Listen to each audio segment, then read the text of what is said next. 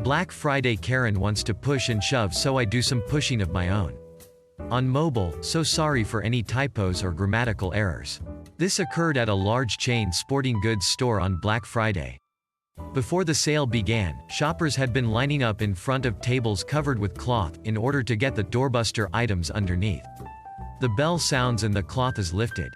I'm quickly, yet respectfully, rifling through a table of highly discounted yoga pants, in various colors, when I get shoved pretty aggressively from behind.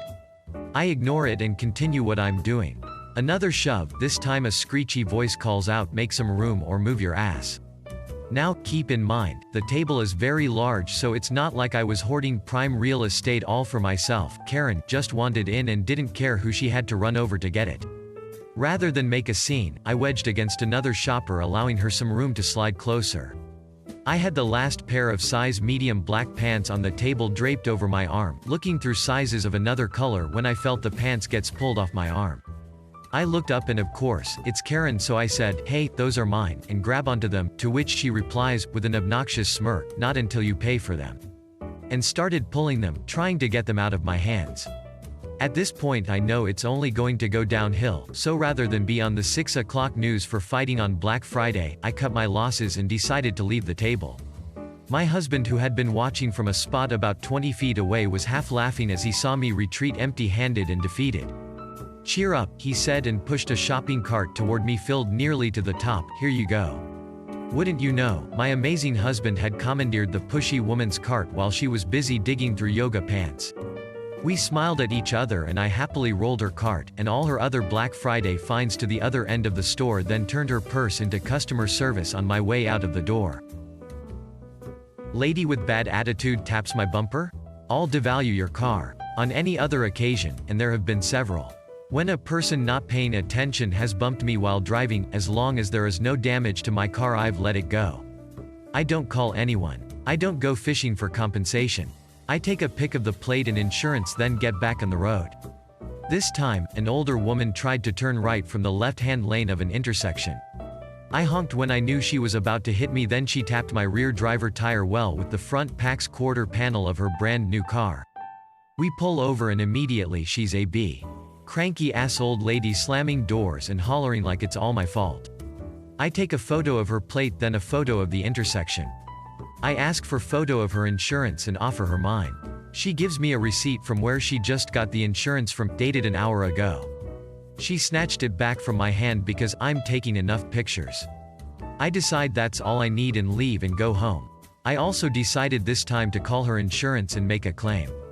Not so much for damage, there wasn't any to my car, but hers was dented and scuffed.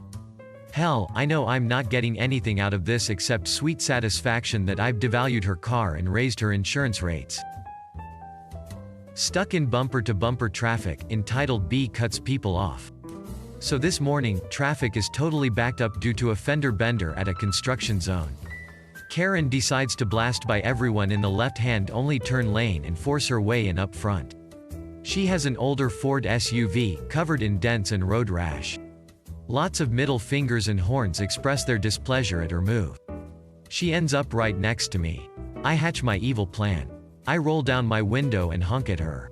She ignores me. So, I wave at her nicely and point to her back tire. Then I motion to her to roll down her window. "Your tire is really low. You might want to pull over to the gas station and put some air in it. Here, I'll let you in front of me." She smiles, says thanks and pulls into the gas station. I drive off as she's getting out to check her perfectly fine tire. The gas station exit is right where the accident was. It probably added 20 minutes to her commute to pull in there and try to get back out. Wake me up early all week? Let me test drive my new leaf blower while you're trying to sleep. So last week my neighbors decided to blast house music and various other techno genres at 4 am. This was an everyday occurrence, Monday to Friday. Wouldn't you know it, on Friday I treated myself to a new leaf blower and lawnmower. Yesterday, I had the perfect opportunity to try my new toys out and give them a test run. The neighbors had been partying the night before and they were asleep and passed out on the lawn. I started up my new lawnmower and made sure I did a very thorough job of the grass, especially close to their fence. Same with the leaf blower. Yes, I'm an asshole. Yes, I enjoyed my new toys very much. Thanks for watching and don't forget to give a thumbs up if you enjoyed it. Have a good one.